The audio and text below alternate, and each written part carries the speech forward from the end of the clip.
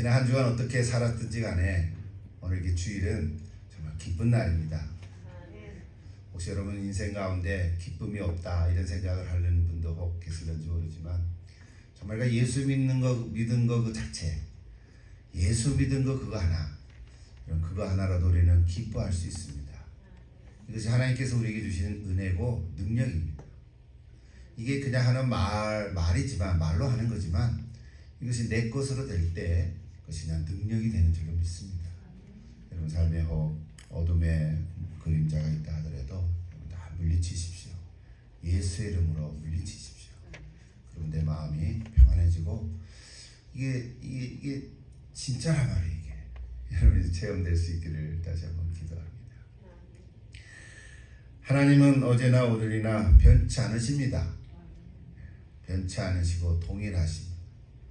그래서 그분은 우리들을 바른 길로 인도하시고 또 하나님께 영광된 삶으로 살아가도록 도와주십니다. 자, 이렇게만 생각하면 얼마나 좋겠냐마는, 그런데 성경을 들여다보면 하나님께서는 악에 대해서, 악한 자들에 대해서는 심판을 하신다는 거예요. 이 심판의 메시지를 우리는 잘 듣지 않습니다. 잘 안 들으려고 합니다. 성경에 많이 나오는데 가끔 한두 번씩 하다 보니까 하나님께서는 심판하시는 하나님이시다, 이 주제를 우리는 잘 잊고는 있습니다. 우리가 어렸을 때 성장할 때 부모님 나를 사랑하시잖아요. 항상 사랑해 주시는 부모님, 아빠, 엄마인 줄 알다가 어느 날 갑자기 야단을 칠 때 우리는 충격을 먹습니다. 아니 왜 날 야단치지? 돌이켜보면 나를 잘 되라고 그렇게 하시잖아요. 그러니까 하나님께서도 심판의 하나님으로 나타나실 때는 악에 대해서는 하나님이 견딜 수 없으시는 거거든요. 하나님은 거룩하신 분이기 때문에 그 가운데 거룩함과 죄가 같이 있을 수가 없습니다. 그래서 그를 토해내십니다. 성경은 그것을 하나님의 의를 이루는 것이다, 이렇게 말씀하고 있습니다. 지난주에 우리가 찾아봤던 15장 1절에 보면 이렇게 되어 있습니다. 이제 오늘 16장부터 7 대접 재앙이 시작이 되는데 15장 1절에는 하늘에 크고 이상한 다른 이적을 보매 7 천사가 7 재앙을 가졌으나 곧 마지막 재앙이라 그랬어요. 하나님의 마지막 재앙이 7 대접 재앙입니다. 그동안 쭉 살펴봤지만 7인 재앙, 7 나팔 재앙, 그리고 오늘 7 대접 재앙입니다. 이거는 다시 다 얘기할 수는 없지만 그래서 이것으로 이제 마무리가 된다라고 했습니다. 16장에 가면 7 천사에 의한 대접 재앙이 시작이 되는데 조금은 차이가 있습니다. 한 가지만 얘기를 한다면 7인 재앙과 7 나팔 재앙은 자연의 여러 가지 모습들을 3분의 1 정도 심판을 하지만 이 대접 재앙에 와서는 3분의 1이 아니라 전체라는 거예요. 전체가 다 심판을 받는다, 이런 얘기를 합니다. 사람들뿐만 아니라 한 나라와 국가도, 그리고 자연 세계도, 특별히 땅과 물, 불, 그리고 공기, 이런 것까지도 다 영향을 끼친다는 거예요. 그리고 또 하나는 하나님의 통치를 거부하고 그리고 그 통치를 증언한 자들을 박해한 자들에 대해서 심판을 하는데 그것을 뭐라고 했냐면 합당하다, 이렇게 선포한다는 거예요. 하나님의 심판이 합당하다, 의롭다, 이렇게 얘기해요. 참뜻이다, 이런 거는 거예요. 그러니까 하나님의 심판은 악이 저지른 범죄에 대한 정확한 응징입니다. 그런데 한 가지, 아직 사탄은 완전히 심판하지 않으십니다. 이건 나중에 이제 바벨론 심판으로 가서 계시록 20장에 가면 이제 사탄의 완전한 패배가 나옵니다. 그래서 오늘 우리가 대접 재앙에 대해서 이야기를 할 때 이제 쭉 한 가지 살펴보겠지만 한 가지씩 할 이유가 있나 이런 생각도 들었어요. 그래도 한번 같이 생각해 보십시다. 첫째 대접 재앙이 쏟아지니까 짐승의 표를 받은 사람들과 우상들에게 절하고 경배한 자들에게는 악하고 독한 종기가 나타난다 그랬어요. 피부병 같은 거겠죠. 둘째 천사가 나타날 때는 바다에 쏟는데 바다가 죽은 자의 피같이 돼서 바다 가운데 있는 모든 생물이 죽더라 그랬어요. 그냥 모든 생명체가 아니고 바다 가운데 있는 물고기들이겠죠. 그리고 셋째 천사는 강과 물 근원에 쏟으니까 피가 됐다. 뭐 이런 이야기입니다. 여러분, 이스라엘 백성들이 출애굽할 때 10가지 재앙이 나타났잖아요. 그 10가지 재앙과 비슷한 이야기들이죠. 어쩌면 그것을 모체로 했는지도 모릅니다. 어쨌든 만약에 짐승의 표를 비밀리에 받은 사람이 있으면 어떡할까요? 그런 건 성경에 없지만 짐승의 표를 받은 사람이 저렇다 그러니까 짐승의 표를 속으로만 받은 사람은 어떻게 할까? 겉으로는 전혀 몰라요. 그런데 속으로만 받은 사람도 저때가 되면 다 드러날 것이다 하는 거죠. 사탄을 따른다면 그 정체가 드러나는 순간이 될 것입니다. 왜냐하면 하나님의 심판은 모든 걸 다 드러내기 때문에 그렇습니다. 특별히 셋째 천사를 보면요, 요한계시록 8장 11절에 보면 저런 구절이 있어요.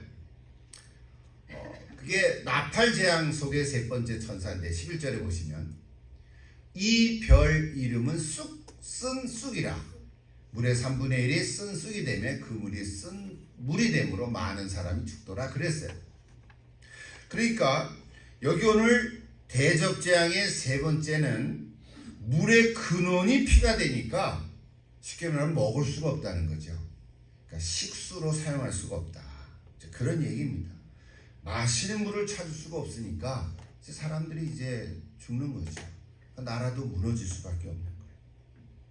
자, 그다음 넷째 천사까지 보십시다. 자, 네 번째 천사는 뭘 한 거예요? 그 대접을 해에 쏟으니까 해가 권세를 받아서 사람들을 태운다 그랬어요. 그러니까 해가 열이 나는 거죠.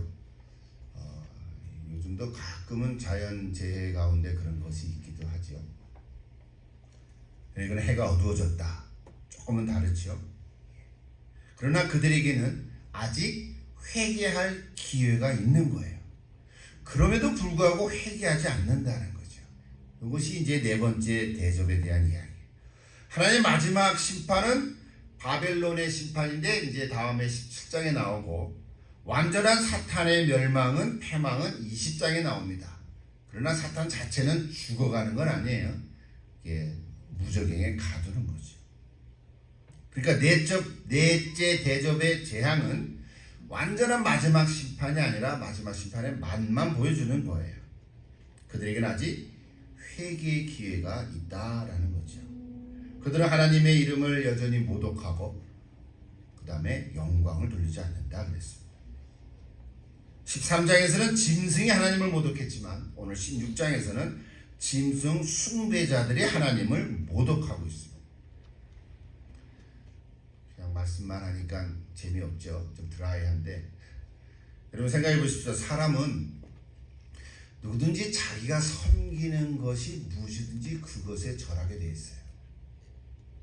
우리가 사람이 어떤 다른 사람을 섬기면 그 사람에게 절하죠.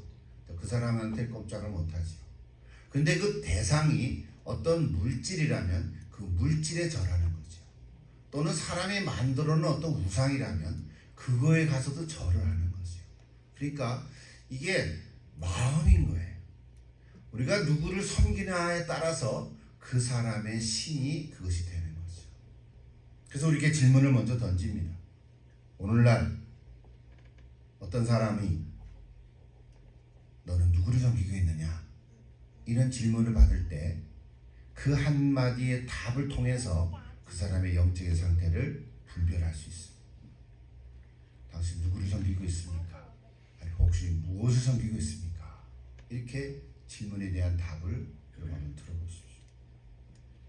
여호수아 24장 15절에 보면 여러분 잘 아는 대로 여호수아가 이제 가나안으로 들어가기 전에 마지막 고별 설교를 합니다. 그때 이렇게 얘기합니다. 너희는 오늘날 섬길 자를 택하라. 오직 나와 내 집은 여호와를 섬기겠노라. 여러분께 질문합니다. 여러분 누구를 섬기고 있습니까? 하나님 아버지를 섬기고 계십니까? 아멘. 정말 내가 하나님을 섬기고 있다면 우리 아멘이라고 답을 할 수 있습니다. 그렇다면 하나님만 섬기고 하나님만 예배할 수 있습니다. 여러분에게 이런 축복과 은혜가 있기를 기도합니다. 마지막 다섯째 대접을 보십시다. 마지막 다섯째 대접은 이제는 어느 곳이 아니고요, 짐승의 왕자 있는 그 자리에 대접을 쏟아지는 거예요. 그랬더니 그 나라가 어두워지고 사람들이 아파하고 혀를 깨물고 죽는다는 거예요. 여러분, 사탄의 왕자가 어디 있습니까? 사실 뭐 어디 없는 거죠. 어디나 있는 거죠. 그러므로 이 짐승의 나라가 어둠에 휩싸인다는 말, 그는 사탄의 중심을 치는 거예요. 사탄은 원래 대리전쟁으로 바다에서 올라온 짐승과 땅에서 올라온 짐승을 대리해서 정치적인 폭력과 종교적인 속임수로 권력을 행사한다 그랬잖아요. 이거 우리가 이미 다 찾아봤는데요. 이 땅에 살면서 우리가 누구로부터 유혹을 받거나 누구로부터 억압을 받는다고 하는 것은 그거는 하나님으로부터 온 것이 아닙니다. 그거는 사탄 눈에 안 보이지만 사탄을 대리하는 이런 정치적인 권력과 세상 권력과 또는 종교의 탈을 쓴 거짓 속임수로 우리를 넘겨드리려 한다.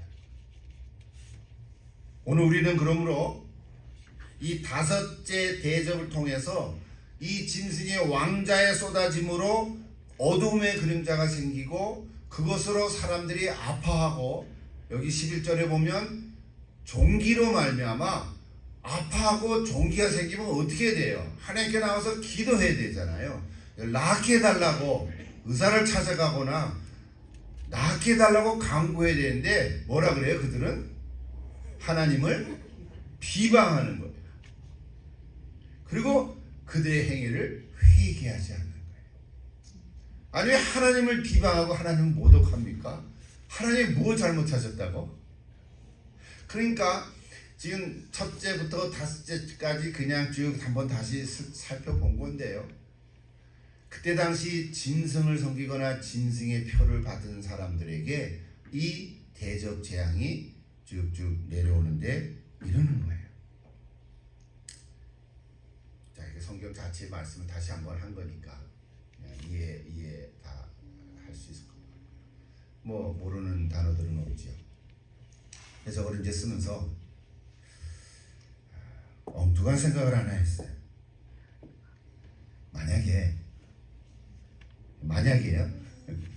만약에 그런 일은 없겠지만, 만약에 사탄이 잘못을 뉘우치고 회개를 한다면 어떤 일이 생길 것 같아요? 성경에 없어요. 내가 엉뚱한 생각을 하는 거예요. 여러분, 재미없으니까 지금 엉뚱한 생각. 만약에 사탄이 회개를 한다면 어떻게 했어요? 이걸 제가 제 아내한테 물어보니까 그럴 일이 없지. 만약에 사탄이 잘못했습니다 하나님, 사탄이 회개하고 하나님께로 돌아온다면 와, 이게 천지가 개벽이 될지도 몰라요. 근데 사탄은 회개하지 않을 것 같아요. 제가 말도 되지 않는 질문했으니까 답도 없는 거죠. 여러분, 하나님을 떠난 악인의 특징이 뭐냐면 완악한 마음이에요. 여러분, 사탄은 끝까지 회개하지 않아요. 아주 지독해. 아주 고집이 세고요, 완고하고. 그런데 그 사탄의 영향을 받고 사탄을 쫓아가고 사탄을 섬기는 사람들의 마음도 완악해. 그들 공부를 못해서도 아니고요, 그들도 선한 마음이 있어요. 그들도 착하게 살 줄 알고요, 그들이 인간의 어떤 예를 지킬 줄도 알아요. 근데 그 중심에는 하나님이 없으니까 내가 신인 거예요. 근데 그 마음을 살펴본 완악해. 제가 완악하다는 말을 사전을 찾아보니까 이렇게 되어 있더라고요.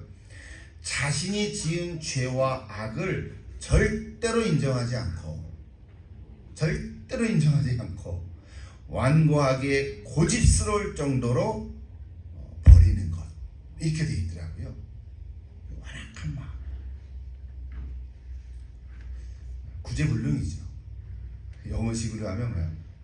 It's impossible. 그런 적이 있었죠. impossible. 구제불능. 마치 애굽의 파라오 왕처럼 말이죠. 재앙을 받을수록 더 완고해져요. 성경에 보면 완악해졌다 그래요. 점점 더 완악해졌다 그래요. 아니, 하나님을 인정할 만한 충분한 증거들을 가졌으면, 그걸 보았으면, 하나님의 기적을 봤으면 좀 누그러뜨려야지, 그죠? 더 완고해져요. 그러니까 하나님께 돌이킴이 전혀 없어요. 근데 마지막, 자식 귀한 줄 알죠? 장자의 죽음의 재앙이 오니까 이제 오케이, 그래, 백성들 가라, 이제 허락을 한 거죠. 그런데 진짜로 마지막 자기 아들이 죽으니까 그 죽은 아들을 가지고 자기가 섬기는 그 파라오 신 앞에 가서 신이여 내 아들을 살려달라고 아무리 소리를 쳐도 그 아들이 살아납니까? 그러니까 어떻게 돼요? 좀 다운표 찍어서 꼭지가 돌아가지고 바로 왕이 애국 군대를 가지고 이제 이스라엘 백성들을 쫓기 시작했죠. 어떻게 됐어요?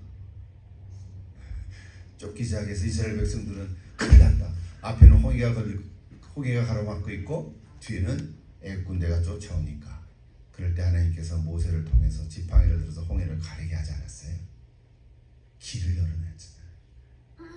그러니까 그거를 쫓아가지고 끝까지 애국 군대가 쫓아가다가 그냥 홍해의 물속에 빠져서 그 다음에 홍해가 다시 흐르니까 수장되고 말았죠. 여러분, 이상하게도 악인은 끝까지 회개하지 않더라고요. 완악해. 우리에게 던지는 적용 질문을 만들어 봤어요. 혹 나에게는 이런 모습이 없는가? 나에게는 완악한 마음이 없는가? 물론 우리는 짐승의 표를 받지 않았죠, 그죠? 여러분, 짐승의 표를 받지 않았어요? 우리는 짐승을 숭배하는 자들이 아니에요. 우리는 사탄을 쫓아가는 자들이 아니에요. 그럼에도 불구하고 혹시 내가 삶 속에 이런 일은 없는가? 우리가 그렇지는 않을 거예요. 만약에 그렇게 된다면 정말 두렵죠. 그렇지는 않을 건데, 제가 두려움을 주려고 하는 말이 아니라 우리에게도 어떤 불의에 대한 분노가 있을 수 있어요. 저거는 아닌데 하는 마음이 있는데, 근데 그걸 통해서 화가 나는 거예요. 좋게 얘기해서 분노지요. 억울함을 당하는 경우도 있을 수 있어요. 개인적으로. 혹시 여러분 개인적으로 억울함을 당할 때 어떻습니까? 그 억울함은 어디 가서 풉니까? 한가에 가서 눈 흘깁니까? 아무 죄도 없는 집에 가서 강아지 발길로 뻥 찹니까? 우리 가운데도 억울함을 당하는 경우가 있을 때 억울함을 풀지 못하는 채로 살아갈 수 있다는 거예요. 그러면 내 마음속에 뭐가 생기냐면 뭔가 딱딱하게 굳어가는 완고한 마음이 생기기 시작합니다. 여러분, 오늘 이 말씀에 대한 얘기는 아니지만 풀어가면서 적용을 해보니까 내가 억울함을 풀지 않으면 사실은 내 마음이 상하고 내가 완악해질 수 있다는 사실. 늘 그렇지는 않죠. 어떤 사람이면 한없이 부드러운데 어떤 사람에게는 완악할 수 있어요. 이것이 무서운 거예요. 오늘 저 여러분 다 하나님의 은혜를 받은 사람들입니다. 그렇죠? 우리 구원받은 자고 하나님의 자녀들이에요. 그러므로 비록 억울한 일을 경험한다 하더라도 우리 하나님의 은혜를 놓쳐서는 안 됩니다. 하나님의 때를 기다려야 합니다. 하나님의 때가 되면 반드시 억울함을 풀어주실 줄로 믿습니다. 그러므로 우리는 그날을 기다리면서 절제할 수가 있어요. 어떤 욕심이나 욕망을, 특히 이 시대는 돈에 대한 욕심들이 많잖아요. 그거에 대한 욕심을 절제할 필요가 있습니다. 또한 선한 것으로 심어야 돼요. 힘들지만 악한 마음을 가지기 시작하는 것이 아니라 오히려 선한 마음으로 그 악을 이겨갈 수 있어야 돼요. 이것이 우리 믿는 자들의 마음인 것이죠. 그리고 조심해야 합니다. 처음에는 별것 아닌 것 같았는데 풀어가지 않으면 점점 그 마음이 완악해지고 완고해지는 것을 경험할 수도 있습니다. 우리가 짐승에게 절한 자들은 절대로 아닙니다. 또 우리는 그들에게 절하는 사람들도 아닙니다. 그럼에도 불구하고 우리가 이 땅에 살아가기 때문에 이 부분들을 풀어가지 않으면 우리의 마음이 완악해질 수 있다는 교훈을 우리가 생각할 수 있습니다. 다섯째까지 대접 재앙의 이야기를 살펴봤는데 이러고 나니까 별로 의미가 없어요. 교훈은 한 가지 받았지만 이걸 통해서 하나님이 주시는 메시지는 뭘까? 이런 생각을 하다가 여러분 오늘 요한계시록 16장 1절부터 11절까지 읽었는데 읽지 않은 부분이 있어요. 몇 절을 안 읽었을까요? 5절부터 7절까지를 그냥 왔어요. 그런데 보세요. 5절부터 7절은 세 번째 대접 재앙과 네 번째 대접 재앙 사이에 끼어 있어요. 그래서 오늘 남은 시간에는 이 5절부터 7절을 다시 보고 살펴보면서 이 구절을 통해서 오늘 우리에게 주신 하나님의 메시지를 들을 수가 있어요. 오늘 메시지는 여기에 있습니다. 자, 첫 번째부터 다섯 번째 대접 재앙의 이야기들을 쭉 읽어가시고 그거에 대한 설명을 또 할 수도 있고 그거를 가지고 너무 풀어갈 수도 있지만 제가 그렇게 가지 아니하고 오늘 5절부터 7절의 말씀을 통해서 하나님께서 우리에게 주신 메시지를 듣고자 합니다. 같이 한번 다시 읽어볼까요? 자, 5절부터 7절에 큰 소리로 한번 읽읍시다. 내가 들으니 물을 차지한 천사가 이르되 전에도 계셨고 지금도 계신 거룩하신 이여 이렇게 심판하시니 의로우시도다. 그들이 성도들과 선지자들의 피를 흘렸으므로 그들에게 피를 마시게 하신 것이 합당하나이다 하더라. 또 내가 들으니 제단이 말하기를 그러하다. 주 하나님 곧 전능하신 이시여 심판하시는 것이 참되시고 의로우시도다 하더라 했습니다.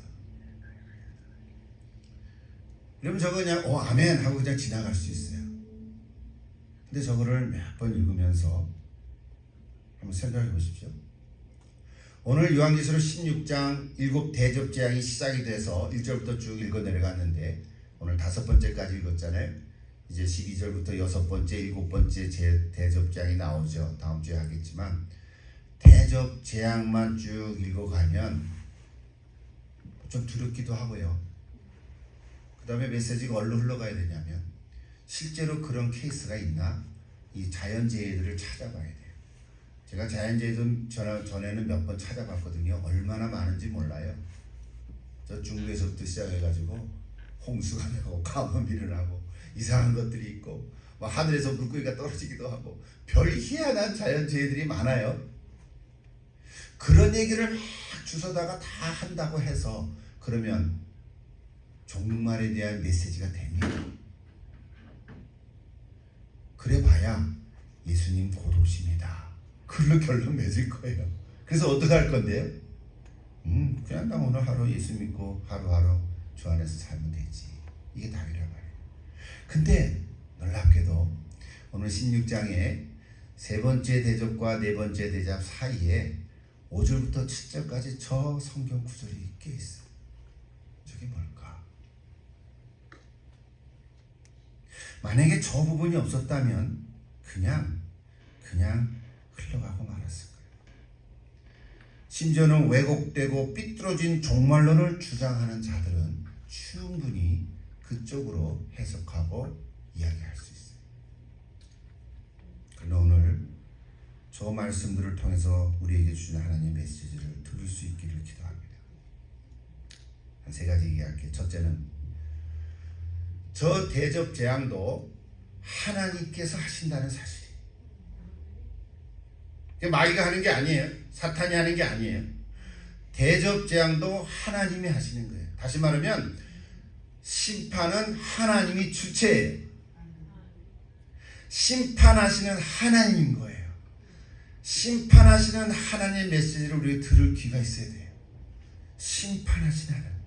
물론 천사들이 집행은 하지만 심판의 주체는 하나님이세요. 그래서 하나님이 하시는 심판은 참되고 의롭다라고 말씀하시는 거예요. 하나님의 사랑도 참되고 하나님의 공의함도 참되지만 하나님의 심판도 참되십니다. 여러분 아멘할 수 있습니까? 오케이. 하나 더. 특별히 6절에 보면 그들이 성도들과 선지자들의 피를 흘렸으므로 그들에게 피를 마시게 하신 것이 합당하나이다 라고 했어요. 먼저 합당하다는 말을 한번 좀 생각해 볼게요. 합당하다는 단어가 뭘까 해서 제가 봤는데 헬라말로 악시오스라는 단어를 썼어요. 몰라도 돼요. 근데 그 풀어쓴 정의는 저울의 무게를 달 때 정확하게 균형이 맞는다 하는 뜻이에요. 뭔지 충분히 알아들었죠? 합당하다는 단어가 균형이 맞는 거예요. 이렇게 저울로 하면 여기가 뭐 예를 들어 뭐 1파운드가 많은 거예요. 하프 파운드 저를 넣어놓고 여기에 물건을 올리면 이게 또 형평이 되면 이게 이제 무게를 재고 가는 거죠. 그죠? 저울 같은 거. 합당하다는 뜻이 되는 거예요. 한쪽으로 치우치지 않는 거죠. 균형이 맞는 저울 하니까 떠오르는 그림이 하나 있어요. 이런 뭘까요? 법원 앞에 세워진 눈을 가리고 저울을 가지고 칼을 가진 조각상. 그림을 보여줄게요. 저거예요. 잘 보이시나요? 저거는 원래 정의의 여신 유스티티아라고 하는 그 신의 이름에서부터 유래됐는데 오늘 우리가 쓰는 정의, justice가 나왔어요. 라틴 말인데 유스티티아라고 하는 데서부터 라틴 말이 영어가 됐는데 실제로 우리가 아는 저런 그림이죠. 지금도 법원 앞에 가면 저 조각상이 있습니다.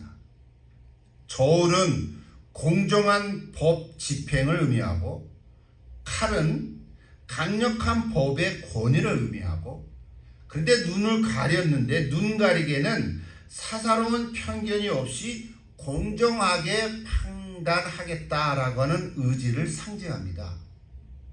저게 원래는 여신에서부터 기원이 됐는데 고대 그리스의 여신이 디카에서 유래됐어요.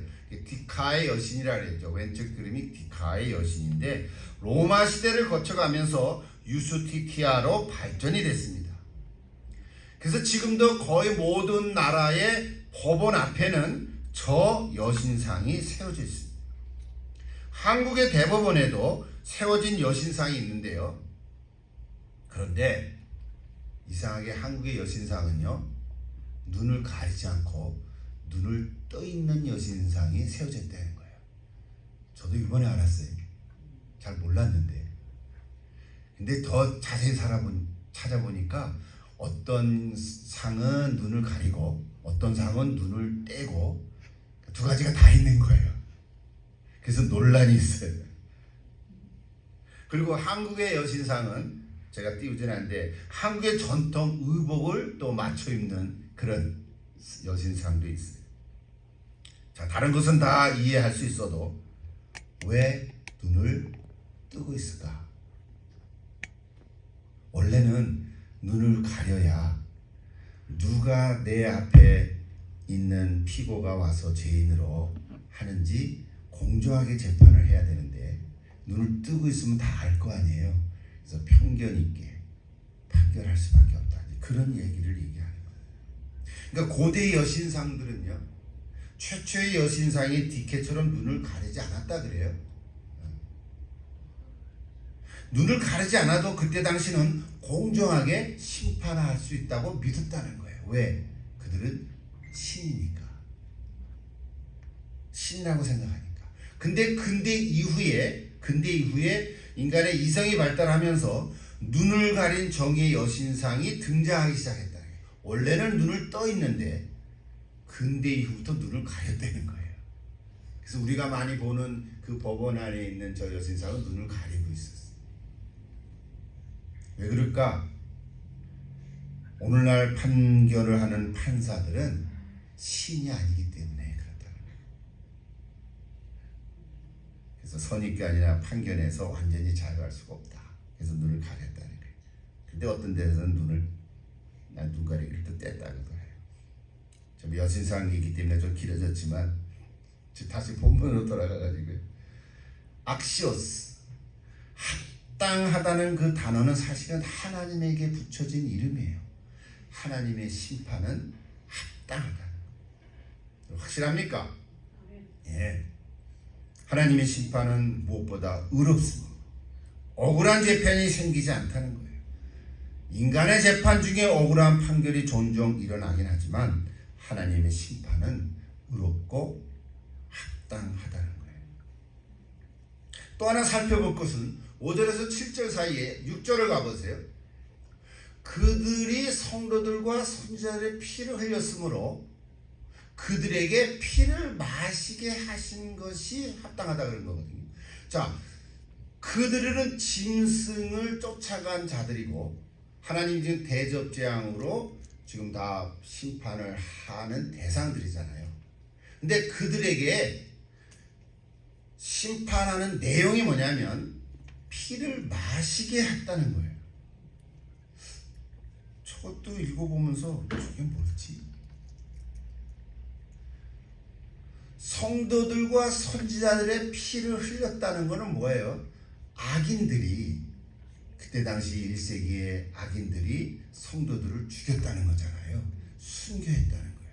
그러면 순교를 했으면 하나님도 심판할 때 어떻게 하시면 돼요? 그들을 죽이면 되시잖아요.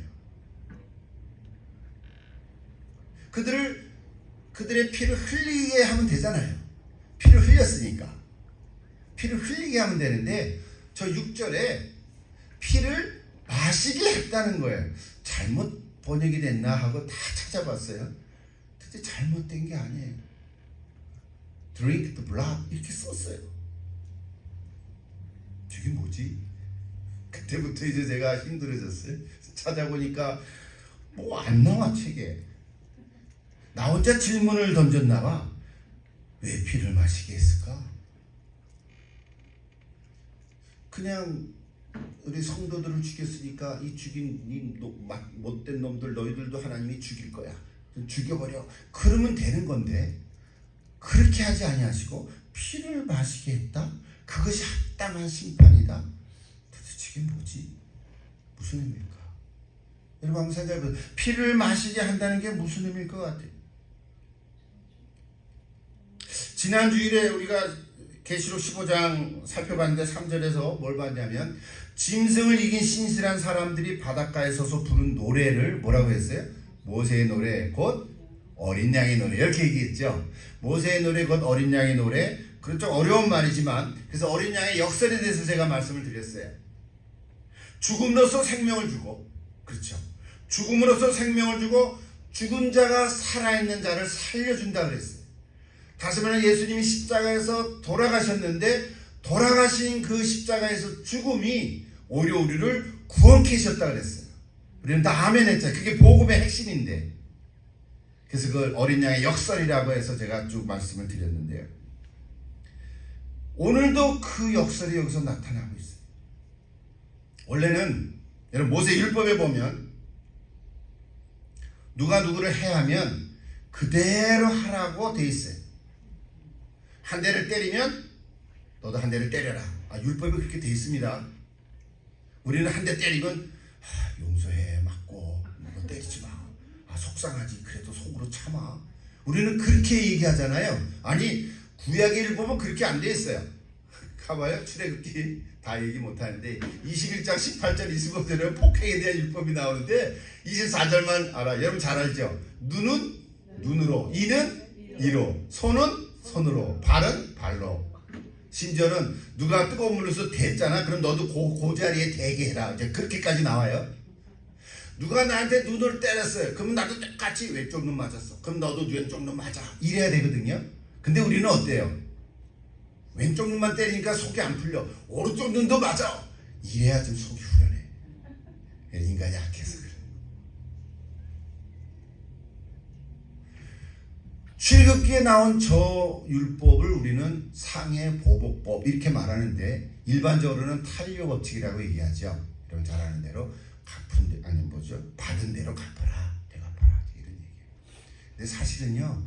출애굽의 모세를 통해서 우리에게 주신 하나님의 율법의 핵심은 더하지 말아라라고 절제하는 법이에요. 누군가가 다 이스라엘 백성들이 하나님 믿는 사람들인데 그들끼리도 싸울 수 있거든요. 싸웠는데 한대 쳤는데 눈이 눈탱이가 됐어요. 그럼 너도 똑같이 그렇게만 해라. 더하지 마라. 이런 얘기예요.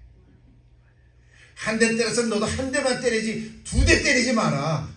요 얘기인 거예요. 그게 구약의 율법인 거예요. 그게 율법이에요. 그게 모세 율법. 근데 우리 인간은 심성이 못돼서 하나 더 해야 속이 시원하단 말이에요. 이런 구약의 가장 악한 왕 중에 하나가 아합 왕인데 그 아내가 이세벨이잖아요. 가장 악한 여자 이렇게 네 때리가 붙었어요. 근데 그가 포도원을 강탈하고 억울하게 그래서 나봇을 죽여버렸잖아요. 근데 성경에는 그 이세벨이 나중에 어떻게 죽었냐면 개들이 그 시체를 핥아먹게 죽었다 그랬어요. 열왕기하 9장에 나와요. 신약에서도 예수님께서는 칼로 흥한 자는 칼로 망한다. 또 각 사람 행한 대로 갚으리라. 뿌린 대로 거두는 법이다. 악을 뿌리면 재앙을 거둔다. 뭐 이런 구절들이 많이 나와요. 얘기하려는 핵심은 불의는 오래 못 가요. 영원할 수가 없어요. 다 드러나서 심판받아요. 자, 여기까지는 성경을 찾아보고 잘 이해했어요. 그런데 그럼에도 불구하고 자, 우리가 갚아준다는 것이 무엇인지를 잘 알아들었어요. 이해되고 교훈도 얻고 이제 적용도 하면 돼요. 그런데 오늘 여기 계시록 16장 6절에 다시 가봐요. 그들이 성도들과 선지자들의 피를 흘렸다면 똑같이 그들의 피를 흘리는 것이 심판의 이야기인데 구약의 율법의 이야기인데 계시록에 나온 얘기는 그렇게 쓰지 아니하고 그러면 한 번 죽이니까 2번을 죽여라 그렇게도 얘기하지 아니하고 그들에게 피를 마시게 하라고 얘기했단 말이에요. 여전히 성경을 찾아도 답이 없단 말이에요. 지금 괜히 시작했나? 지금 나는 요즘에 계시록 보면서 자꾸 후회해. 아, 괜히 시작했나? 근데 여러분 한 번은 지나가야 되잖아요. 16장 6절 저 한 구절이 나를 새롭게 하는 메시지가 있는 거예요. 잘 보세요. 하나님께서는 성도들을 죽이고 악행을 행하고 핍박하는 자들에게 똑같이 죽이고 악행하고 핍박을 행하는 심판을 내리셔야 되는데 그렇게 하지 아니하시고 피를 마시게 했다는 말이에요. 근데 그 피를 무슨 피를 마시게 했냐는 거예요. 그 앞에 보세요. 3절에 없네. 3절에 죽은 천사가 그 대접을 바다에 쏘니 뭐라 그랬어요? 바다가 곧 죽은 자의 피같이 되니 바다 가운데 모든 생물이 죽더라 그랬어요. 무슨 말이에요? 피같이 된 물을 먹으면 죽는 거예요. 하나님께서는 자연재해를 통해서 뭔가가 바닷물이 피같이 돼서 이제는 요즘 우리 과학적인 용어로 하면 오염이 돼서 먹을 수가 없어요. 이제는 생수를 돈 주고 사 먹잖아요. 이제는 오염이 돼서 먹을 수가 없어요. 생수도 이제는 못 믿어요. 그럼 어떻게 됩니까? 여러분 다 죽는 거예요. 근데 여기 보세요. 다시 왜 피를 마시게 했을까? 그들이 흡혈귀인가요? 여러분 피를 마신다 하니까 제가 생각을 자꾸 이렇게 꼬리를 무는데 여기까지만 해볼게요. 흡혈귀입니까? 피를 마신다 그러니까 흡혈귀란 말이 어려워요. 드라큘라는 아세요? 드라큘라 영화를 본 적이 있죠? 드라큘라는 이게 이빨이 성능이 기긴 학습. 왜? 물어뜯어야 되니까. 근데 사실은 드라큘라는요, 그거는 실제 인물이 아니에요. 가상의 존재예요. 1897년 브램 스토커라는 사람이 쓴 소설책에 나오는 거예요. 캐릭터예요. 용의 아들을 뜻하는 브라드 3세의 별명에서부터 시작했어요. 드라큘라라는 것이. 그 얘기할 필요는 없어요. 근데 수혈이라는 것은, 우리가 누구한테 피를 주는 것은 정말 피가 필요한 사람의 급한 환자에게 피를 수혈해서 그 사람의 생명을 얻게 하는 거잖아요. 얼마나 좋아요. 근데 여러분, 피를 다른 사람에게 줄 때는 핏줄을 통해서 이렇게 들어가게 하는 거잖아요. 주사바늘로. 그렇죠? 피를 먹게 하지는 않아요. 내가 수혈을 한다 해서 그 사람의 입에 막 피를 넣어줍니까? 아니죠. 피를 마시게 하진 않잖아요. 내가 다른 사람에게 피를 수혈할 때는 그 주사바늘로 핏줄을 통해서 피를 넣어주거든요. 그래서 혈액형이 잘 맞아야 돼요. 그런데요, 피를 마실 때는 수혈을 하는 게 아니라 그 마시는 피는 음식이 되는 거예요. 음식이 된다는 것은 위로 들어가가지고 소화가 되는 거예요. 제가 찾아보니까 그래요. 염산과 펩신으로 인해서 단백질로 분해가 되고 작은 창들로 옮겨서 영양분으로 흡수가 된답니다. 여러분 피를 마셔도 죽지는 않습니다. 여러분 손가락에 쪽 피하면 해서 혹시 잘못해서 삼킨 적도 있죠? 괜찮은 거예요. 다른 사람의 피가 막 이렇게 다리가 다쳤는데도 피를 쭉 빨고 개 뱉었는데 또 나머지는 또 삼킬 수도 있잖아요. 그래도 괜찮은 거예요. 피는 먹으면 음식인 거예요. 그래서 혈액형이 달라도 응고가 일어나지 않습니다. 그래서 드라큘라는 피를 마시는 거예요. 왜? 그래야 사니까. 웃기죠? 제가 오늘 설교 시간에 드라큘라 얘기다 별거 다 얘기해요. 다시 돌아와서 오늘 요한복음 16장 6절에 왜 하나님의 심판의 내용은 그들에게 피를 마시게 했을까? 이것에 대한 의미를 찾아보다가 드라큘라 얘기까지 한 건데, 실제로 하나님이 말씀하시는 내용은 뭐냐면 바다가 피같이 바뀌어진 그것을 마시니까 죽게 된다는 거예요. 오늘 우리는 어떤 피를 마십니까? 우리는 예수님의 피를 마시는 거예요. 그럼 예수님의 피를 마시는 우리도 그러면 흡혈귀입니까? 예수님의 피를 어떻게 마십니까 우리가?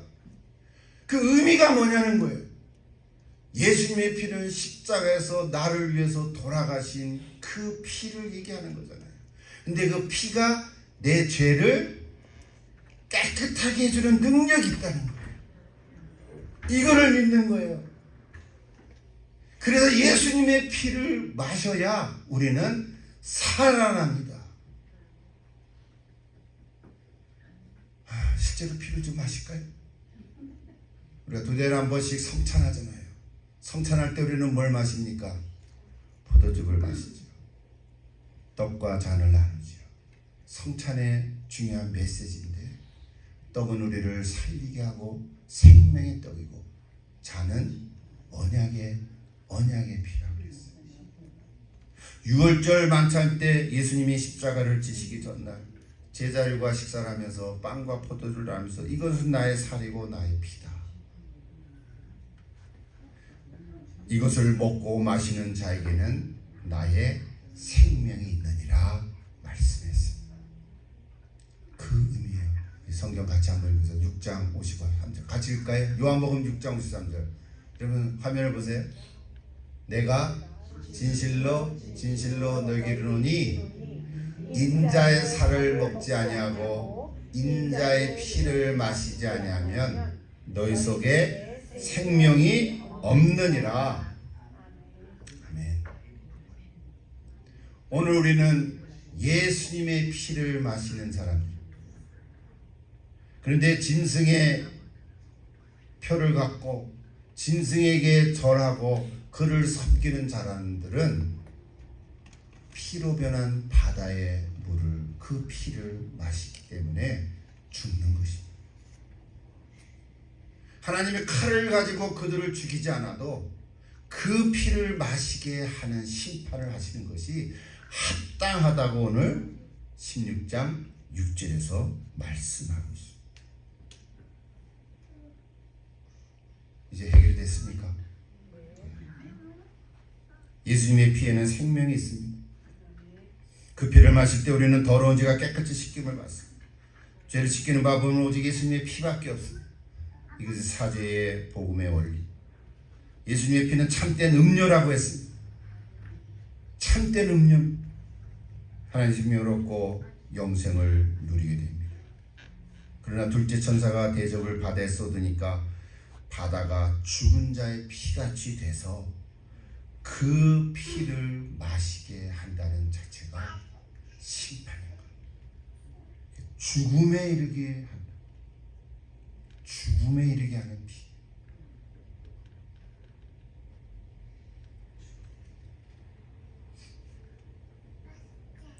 덴마크의 실존주의 철학자인 키에르케고르는 죽음에 이르는 병이라는 책을 썼습니다. 옛날 철학 공부할 때 그 책을 봤는데요. 그 책의 주제는 절망, 현대인의 절망. 그것을 실존주의 철학자인 키에르케고르의 뼈를 깎는 아픔으로 쓴 책이에요. 우리가 인용할 필요는 없겠지만 현대인들은요, 잘난 사람이 많지만 예수님의 피가 아닌 세상의 피를 마시고 사는 사람. 세상의 피를 맞는 사람들은 마시면 마실수록 목이 마르고 점점 더 절망에 빠질 수밖에 없습니다. 잘 살아가는 것 같지만 우리는 한 사람의 인생을 처음부터 끝까지 보지를 못합니다. 어떤 한 토막만 보는데 그 사람이 잘된 것을 볼 수도 있고 절망에 빠진 것을만 볼 수도 있지만 현대인들은 예수님의 피를 마시지 않는 사람은 절망에 빠질 수밖에 없다는 말이에요. 우리는 절망에 빠진 그 사람들은 죽음에 이르는 병으로 가는 거예요. 사랑하는 여러분, 저 여러분이 정말 하나님의 은혜로 어느 한순간에 예수님을 알게 되고 예수를 믿었다는 그 자체가 놀라운 은혜인 것을 다시 한번 확인하십시오. 우리가 다 행복하게 살아야 되고 잘 살아야 되지만 무엇보다도 예수님의 피를 마신 자들은 그 안에 생명이 있는 줄로 믿습니다. 이것을 갖고 살아가는 오늘 저희들에게 우리가 하나님께 감사할 수밖에 없는 것이에요. 다른 건 다 놓쳐도 괜찮습니다. 다른 거가 다 안 이루어져도 괜찮아요. 우리의 자식들이 조금 못돼도 괜찮단 말이에요. 그래도 그 자식들이 그래도 예수를 바로가 알기만 한다면 감사할 수 있어요. 그럼 그들을 사랑하십시오. 더 많이 사랑하십시오.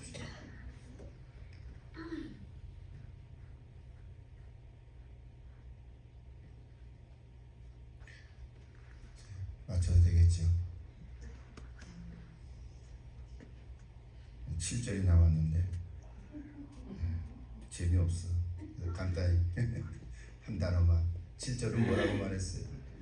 내가 드리는 제단이 말하기를 그러하다 주 하나님 곧 전능하신 이시여 심판하시는 것이 참되시고 의로우시도다 했어요. 이 제단이 뭘까? 제단이 제단이지. 그래도 제단이 제단이 아니고요, 천사가 말하는 게 아니고 이렇게 해석을 합니다. 이건 주석책에 다 공의로 공통적으로 의견을 같이 하는데, 제단 아래에 있는 순교자들의 목소리다 이렇게 얘기를 해요. 제단이 말하기를, 제단이 뭐 말을 합니까? 제단이 말을 하는 게 아니라 순교한 사람들, 제단 아래에서 목숨을 잃은 사람들의 목소리. 그게 무슨 얘기예요? 일종의 수사학적인 표현이죠. 예를 들면 100억간이 지난 10월 1일 날 정부가 셧다운 됐다고 발표를 했다면 그건 트럼프 대통령이 한 거죠. 뭐 이런 의미예요. 재단이라는 억울하게 죽은 순교자들의 목소리. 요한계시록 6장 9절에 보면 죽임을 당한 영혼들이 제단 아래에 있다 이렇게 표현이 됐어요. 탄원의 기도죠. 신원하시는 하나님의 모습이에요. 신원하시는 하나님의 모습을 우리가 7절을 통해서 배우는 거예요. 원통하고 억울한 일을 당한 이들의 억울함을 풀어주십니다. 여러분 개인적으로 억울함을 당해도 그거 가지고 너무 마음을 완악하게 하지 마시라는 거예요. 하나님이 다 풀어줄 줄로 믿습니다. 공의로우신 하나님께서 이 모든 것들을 다 풀어주시는 거예요. 신원하시는 하나님께서는 개인적으로 당한 억울함뿐만 아니라 불의를 바로 잡아주시고 고난당하는 자들을 변호해 주시기도 하십니다. 이제 오늘 저와 여러분은 내 죄를 정결케 하는 건 오직 예수님의 십자가의 보혈 뿐이라고 우리는 고백했어요. 그것만이 주님의 진노를 멸할 수 있어요. 문설주에 바른 유월절 양의 피를 보고 죽음의 사자가 넘어간 것처럼 이 시대의 죄악을 심판하시는 대접 재앙을 면하는 길은 오직 어린 양 예수님의 십자가뿐이에요. 이것을 믿는 자는 생명을 얻을 줄로 믿습니다. 이미 여러분 다 대부분이 예수 믿는 자들이 얼마나 감사합니까? 근데 혹시 한 번이라도 내가 아직 예수님을 잘 모릅니다. 들어서 알기는 하는데 내가 예배당에 나오기는 하는데 예배도 드리고 이게 뭐 한두 번 드린 것도 아니고 성경도 읽어봤습니다. 그런데도 내가 예수님의 피를 내가 마신 적이 없습니다. 굉장히 비유적이고 상징적이지만 예수님의 피를 마시지 않으면 그 속에 생명이 없느니라고 예수님 말씀하셨습니다. 여러분 오늘 이 말씀 메시지를 들으시고 나도 예수님의 피를 마셔야 되겠다